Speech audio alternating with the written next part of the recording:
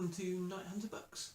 Since it's that time of the year, we thought we'd do a short video about our best reads of 2017. We whittled it down to about kind of 7 books each. Authors, series, Yeah, 7 entries. Not so good at books, but yeah. Let's get started. I'm going to start with the ones which I rated kind of lower, and then we'll end up with kind of my top books of the year, but they're not really in a strict order. The first book that made it on the list is Eleanor Park, which I read right at the start of the year, by Rowell. This is a teen romance set in the 80s, which was made all the more interesting by the fact that they've got the two main characters kind of very different home lives. This was just really fun and easy to read, but the book also involves some kind of more serious subjects as well. First, a quick mention to All Systems Red by Martha Wells, which, on review, it's definitely up there with the best books I read last year. All Systems Red follows a security bot who has been deployed as part of a survey mission, and she'd prefer that her human counterparts not know that she's cracked her regulator chip. All she wants to do all day is watch trashy soap operas. However, when things start going wrong, she has to show a bit more initiative than she's supposed to. And that's the first in a series. Yes, which I will definitely be picking up. My next one, another 4-star book, is Brown Girl in the Ring by Nalo Hopkinson. This was a really interesting mix of genres. It's got a kind of mobster plot set in a dystopian sci-fi future, but with lots of elements of kind of magic based on Caribbean religion. One good reason to put this book on the list is that actually I've been thinking about it quite a lot since I read it, which is always a good sign. This is the first book I've read by Nalo Hopkinson, so I really hope to read more in 2018. My next is Passing Strange by Klages. It's a novella which is set in San Francisco in 1940, and it's just full of queerness and female friendships and people pulling together in the face of threat, which just really lovely, and similarly this has stayed with me since I finished it.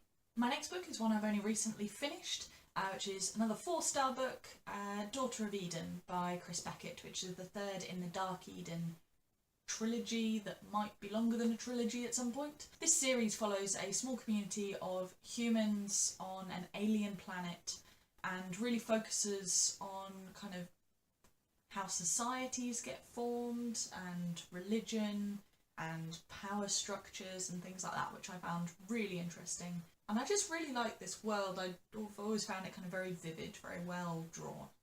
Infomocracy is set in a future where the world is broken up into mini democracies of 100,000 people, and there is a global infrastructure called information who attempts to keep track of everything and keep everybody informed.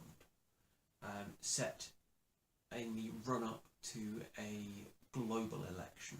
It's a political thriller with a lot of interesting things to say about the world and how it works. My next book, which I rated 4.25 stars, so we've gone up a rung, is Turtles All the Way Down by John Green. And I have kind of loved most of John Green's books, so this wasn't a surprise. This is again a YA book following some teens as they try to uncover a mystery involving the local millionaire. But I think what really made this a great book to me is the main character lives with OCD, and the portrayal of that in this book is just really powerful.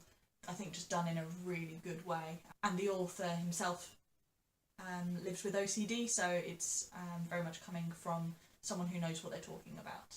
My next book is Normal by Warren Ellis, which is a claustrophobic techno thriller set in a treatment centre for futurists who've gazed for too long into the abyss of the future and realised that something is staring back at them.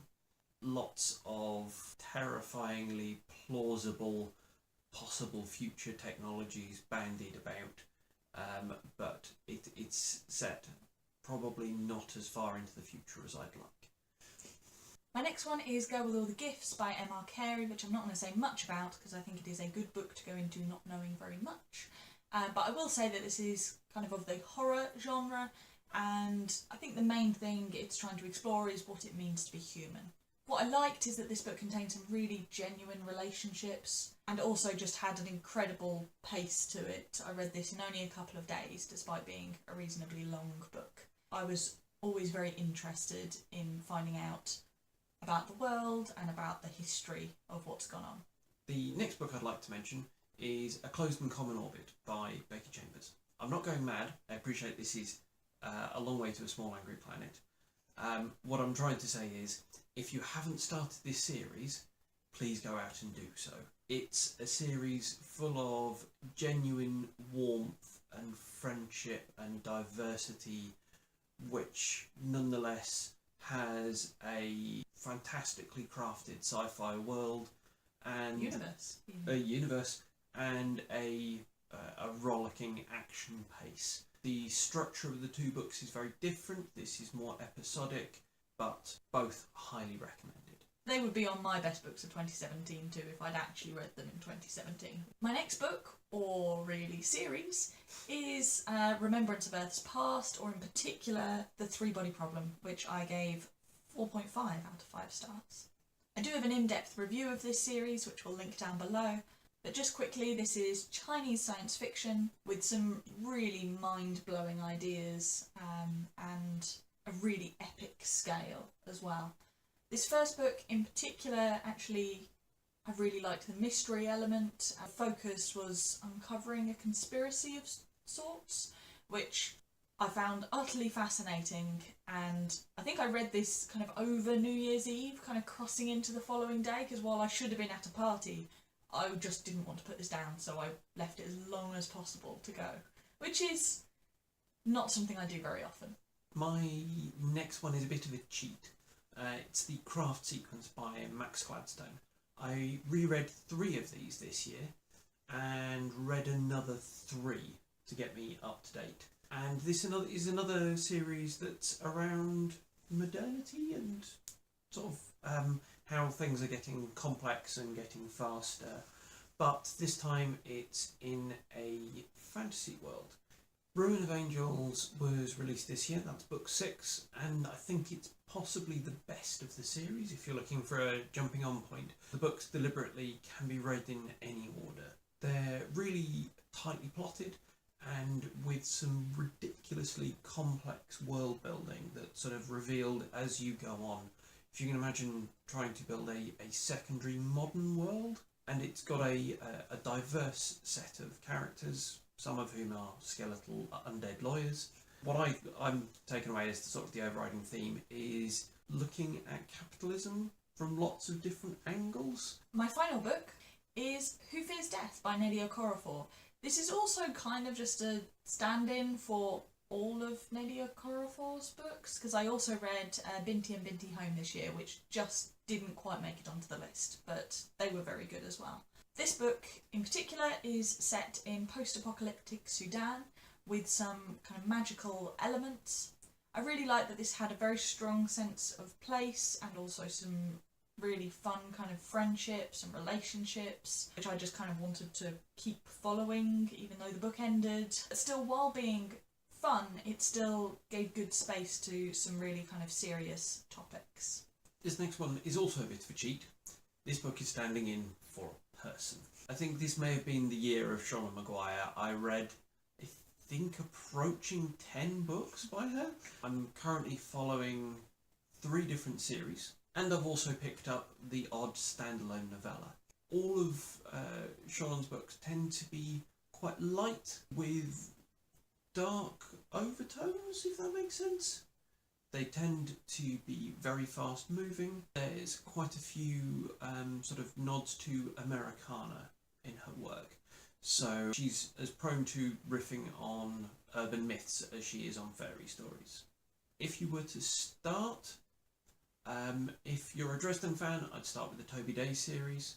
If you're a Buffy fan, start with the Encrypted series. If you're a fan of general literary fantasy but aren't sure where to start, maybe this one, but probably don't pick it up as a hardback, pick it up as an ebook instead. Because now we've got ourselves hooked on just buying the hardback novellas, which is a pricey habit. So those are our favourite books of 2017. Most of them not actually released in 2017. We're not that good at keeping up with new books. Thank you very much for watching, and we'll see you again soon.